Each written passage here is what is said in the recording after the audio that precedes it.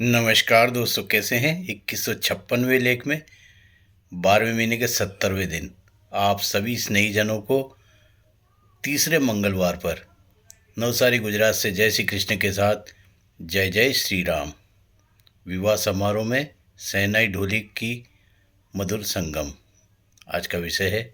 दोस्तों, 12 दिसंबर को एक विवाह समारोह में बड़ौदा जाने का सुअवसर प्राप्त हुआ, जहां बहन के जेठ को ढोलक की थाप पर विवाह समारोह में गरबा और नृत्य करने का बहुत ज़्यादा शौक था।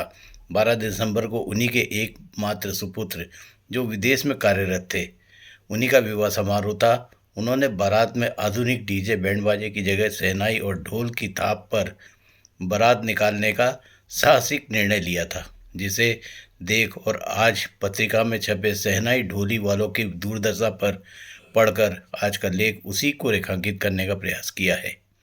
ठंडी के दिन थे। झोपड़ी नुमा घर के सामने अलाव तापते चंदू ने अपने ढोल के चमड़े को गर्म करते हुए ढोल बजाने वाली लकड़ी से एक थाप मारी। थोड़ी ही दूर पर रहने वाले उस्मान ने भी बड़े ही प्यार से शहनाई के मुंह में दबाकर सुमधुर तान छेड़ दी। दोनों की जुगलबंदी अपने गांव में ही नहीं, आसपास के बड़े बड़े शहरों में मशहूर थी, किंतु वर्तमान आधुनिक परिवेश में डीजे और बैंड बाजे की बहार और आवभगत के कारण इन लोगों का काम धंधा लगभग बंद सा हो गया है।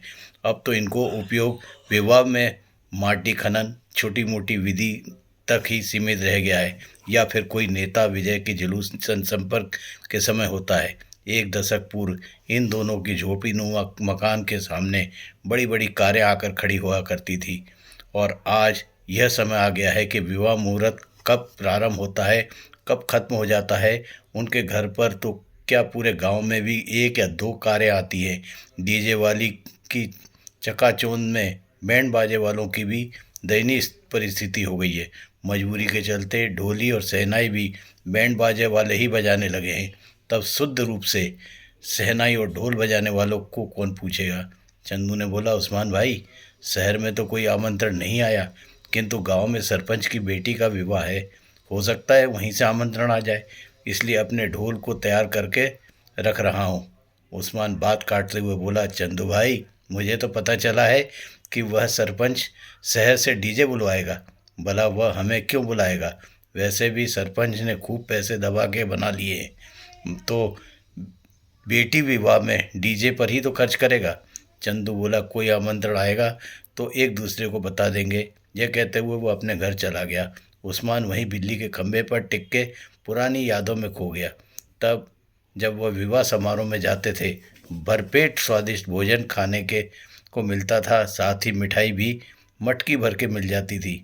बेटी रुखसाना भी तो बड़ी होती जा रही है, उसका भी निकाह करना है, कैसे करवाऊंगा, इसी विचार को खोया हुआ था।